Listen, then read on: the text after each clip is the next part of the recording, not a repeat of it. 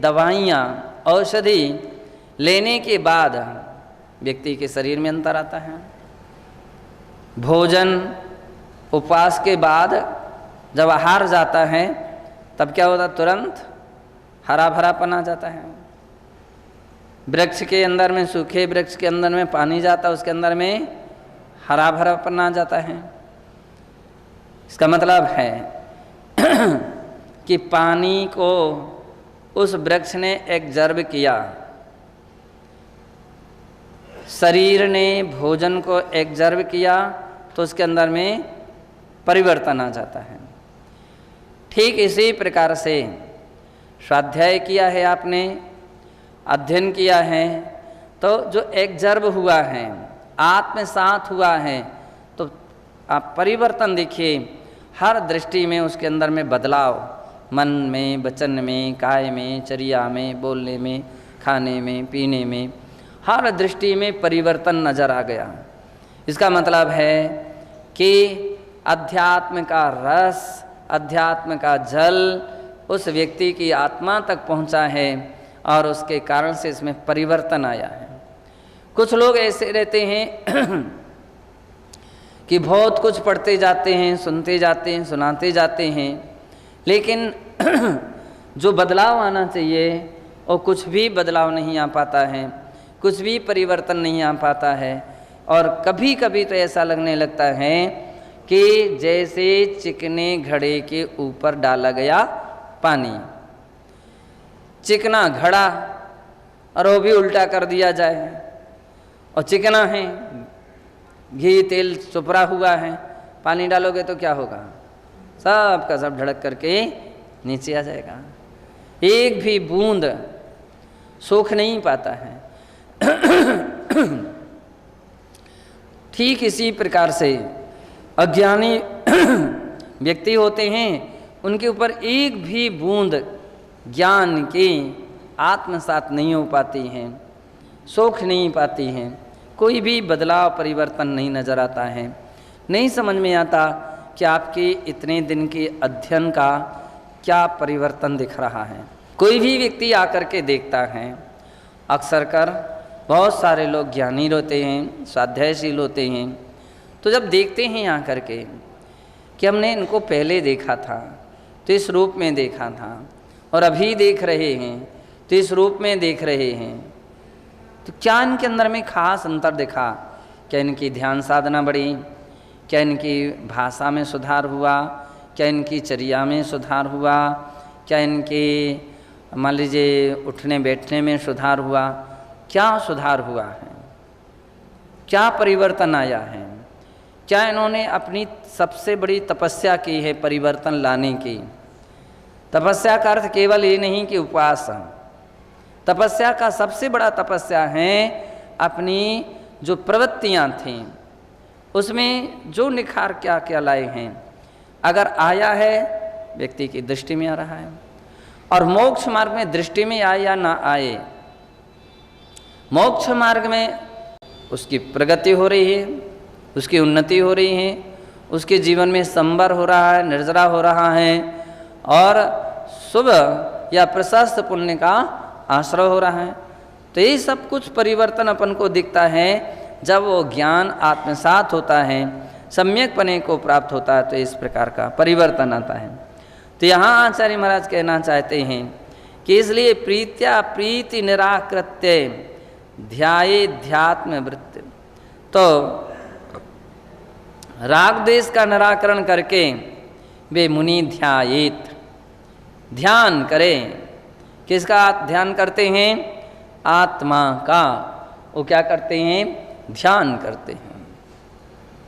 जब भी अवसर मिला आत्म ध्यान में लीन हो गए, आत्म ध्यान में लीन हो गए। ऐसा नहीं अवसर मिला तो चर्चा में लीन हो गए। अपन सोचिए कि इतनी भी अपनी कंट्रोल नहीं रह पाता है कि कदाचित एक थोड़ा सा भी समय मिलता है और उतने समय में भी बातें शुरू हो जाती हैं। किसी की आलोचना शुरू हुई कि आपकी बातें शुरू हो गई, आहार प्रत्याख्यान का किसी ने से पूछना शुरू हुआ और यहाँ पर आपकी चर्चाएं शुरू हो गई। इतना भी कंट्रोल नहीं हो पा रहा है। सभा में व्यक्ति बैठ जाता है और वहीं पर संकेत शुरू हो गए। थोड़ा तो धैर्य रखिए, ये काम बाद में भी तो हो सकते हैं। जो पर्ची आप दूसरे को देना चाहते, क्या क्लास के बाद नहीं दे सकते हो? क्या क्लास के बाद में भी तो दिए जा सकते हैं। लेना है क्या बाद में भी तो लिए जा सकते हैं। इतना धैर्य नहीं रख पाता है व्यक्ति कि हम सभा का थोड़ा अपना व्यक्तित्व बना लें। सभा में बैठ करके एक ऐसा व्यक्तित्व बना लें, क्लास में बैठे हैं, अपनी इरियापत प्रतिक्रमण में बैठे हैं, स्वाध्याय में बैठे हैं या प्रतिक्रमण में बैठे हैं और भी ऐसी क्रिया में बैठे हैं, स्तुति में बैठे हैं, थोड़ा सा व्यक्तित्व बना लें। कारण क्या है? चिंतन ही नहीं हो पा रहा है, और जब चिंतन नहीं होता है तो परिवर्तन नहीं आ पाता है। चलना तो है ही, दर्शन करने के लिए अपन चलते हैं, मंदिर में अष्टमी चतुर्दशी के दिन वंदना करते हैं। कतिपय लोगों की आदत ज्यों की त्यों रहती है, कितना भी सुन लो, चिकने घड़े, पीछे ही रहना है, बातें ही करना है, विलंब से ही निकलना है, विलंब से ही जाना है, विलंब से ही आना है। कुछ पुरुषार्थ ही नहीं हो पा रहा है। तो ऐसा लग रहा है कि पूरे जितनी भी बातें कही गई तो वह पूरी चिकनी घड़ी की तरह रही, बिल्कुल निकल गई और कोई खास अंतर नहीं दिखा। 2 कदम जल्दी भी नहीं चल पा रहे हो, 2 कदम जल्दी भी नहीं हो पा रहे हैं, एक साथ चलने का प्रयास नहीं हो पा रहा है। तो कहने का अर्थ ये है कि जब आज की जिनवाणी की इस प्रकार की अपनी स्वाध्याय की प्रवृत्ति है तो बाहर में इतना कुछ भी परिवर्तन नहीं आ रहा, तो आध्यात्मिक दृष्टि तो उससे आगे की है। आध्यात्मिक चर्या क्या है? उससे आगे की चर्या है कि जब व्यवहार की चरम सीमा पर व्यक्ति पहुंच जाता तो अध्यात्म की सीमा प्रारंभ होने लगती है, अध्यात्म की सीमा प्रारंभ होती है। जिसने आम गरिमा कर्तव्यों का अपने गरिमापूर्ण पालन कर लिया है, वो अध्यात्म की साधना में भी गरिमापूर्ण दृष्टि से वो कदम बढ़ा सकता है। जिसने व्यवहारिकता के ही कंट्रोल नहीं रखा है, सामायिक में ही सारे शुरू हो गए हैं, प्रतिक्रमण में या स्वाध्याय में या अन्य स्तुति वंदना में भी कंट्रोल नहीं रह पाया है। अरे चर्चा 2 मिनट बाद में भी तो कर सकते हो, 2 मिनट बाद में भी चर्चा हो सकती है।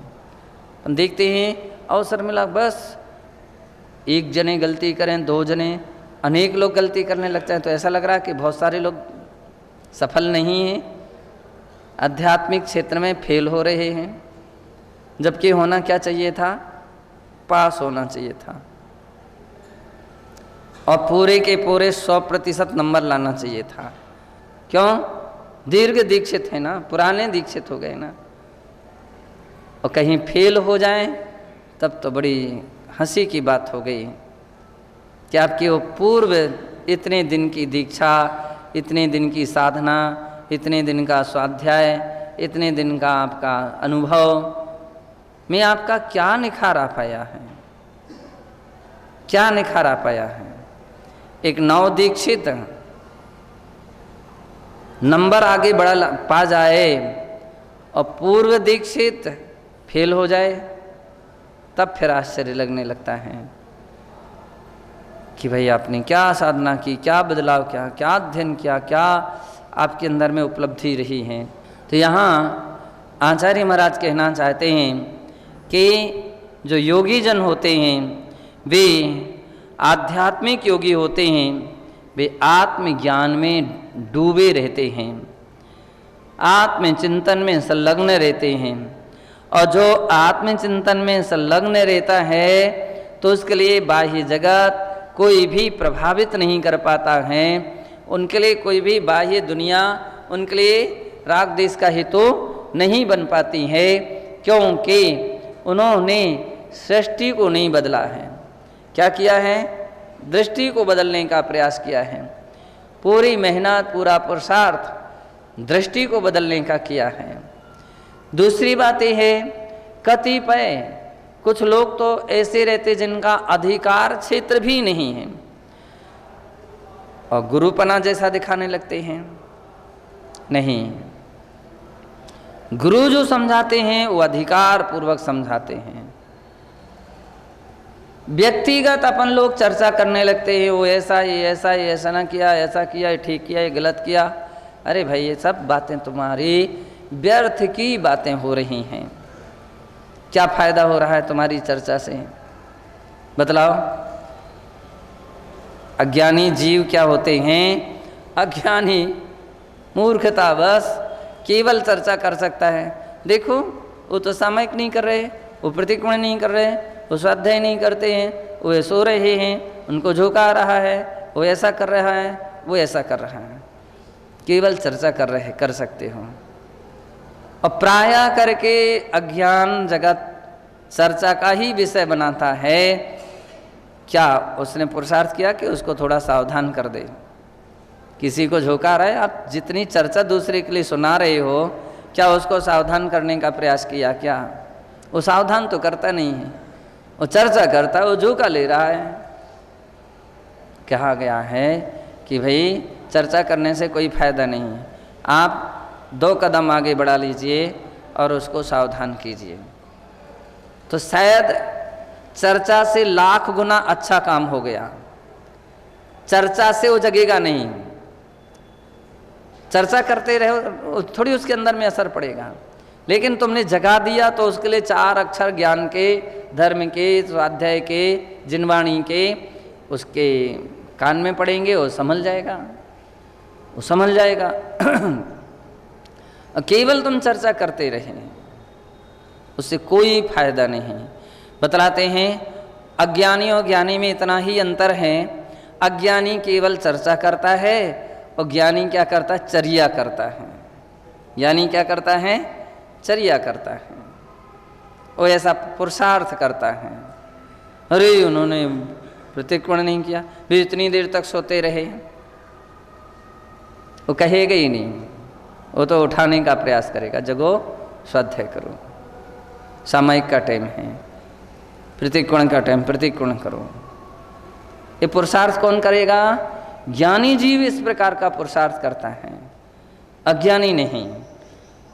ये टेढ़े बैठ गए, ये ऐसे बैठ गए, ये ऐसे बैठ गए, केवल अज्ञानी चर्चा करेगा और ज्ञानी क्या करेगा? धीरे से ऐसे ऐसे बैठ जाए। वो चर्या करके दिखा रहा है, अज्ञानी केवल चर्चा कर रहा है। ये ऐसे बैठे हैं, ये पैर फैला करके बैठे हैं, ये ऐसे बैठे हैं, इनको बैठने तक का तरीका नहीं है, वो केवल चर्चा करेगा।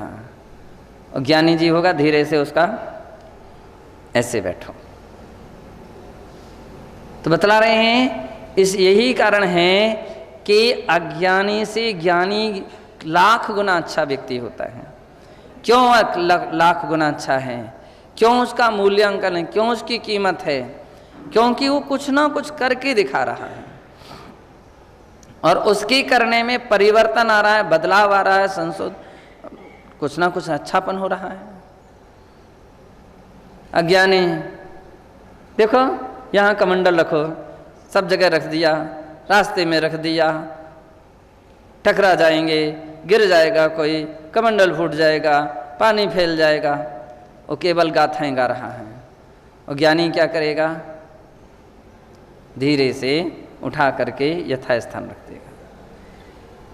इतनी कथा करने की आवश्यकता ही नहीं है। ये अंतर है ज्ञानी अज्ञानी में। ज्ञानी जीव में वो कुछ ना कुछ ऐसे काम करके दिखा देता है कि जो सबके लिए सही रहता है। बहुत अच्छा काम किया आपने, बहुत अच्छा काम किया। और वो तो केवल लाउड स्पीकर और टेप रिकॉर्ड की तरह बजता रहा, टेप रिकॉर्ड की तरह बजता रहा, उससे कोई फायदा नहीं रहता है। तो कहते हैं कि अपन को ऐसा काम करना चाहिए, ज्ञान को जगाइए, और ज्ञान को जगाने के साथ जैसे जैसे व्यक्ति का ज्ञान में जागृति आती है, अंतःकरण में ज्ञान पहुंचता है, अंतरात्मा में ज्ञान पहुंचता है, तो उसके अंदर में स्वभाव में, विचारों में, चिंतन में, चर्या में परिवर्तन आता है, बदलाव आता है और निखार उसके जीवन में आ जाता है। तो यहाँ इसलिए आचार्य महाराज ने कहा कि वे अध्यात्म योगी साधक क्या करते हैं, बार बार सम्यक ज्ञान को फैला करके पदार्थ जैसे हैं उसको उसी रूप में जानता है वस्तु की ऐसी प्रकृति है, ऐसा वस्तु का स्वभाव है, स्वभाव तो स्वभाव है, उसको बदला नहीं जा सकता। विभाव को बदला जा सकता है, यथासंभव पुरुषार्थ किया जा सकता है, लेकिन वो भी अपन दूसरे एक दूसरे निमित्त बन सकते हैं। क्या बन सकते हैं? केवल निमित्त। विश्वानंद सागर जी, हाँ, अपन लोग क्या बन सकते हैं? केवल निमित्त बन सकते हैं और सम्यक निमित्त बन करके उसमें सुधार ला सकते हैं। बाकी अवस्था में राग द्वेष नहीं होता। महाराज जो ऐसे हैं, जानता हूँ, देखता हूँ, जानन हार आत्मा है और देखन हार आत्मा है, ज्ञाता दृष्टा स्वरूप आत्मा है। वो संसार को जानती और देखती हैं, लेकिन उसमें राग द्वेष में फंसती नहीं। तो इस प्रकार से यहाँ ऐसा जानना चाहिए।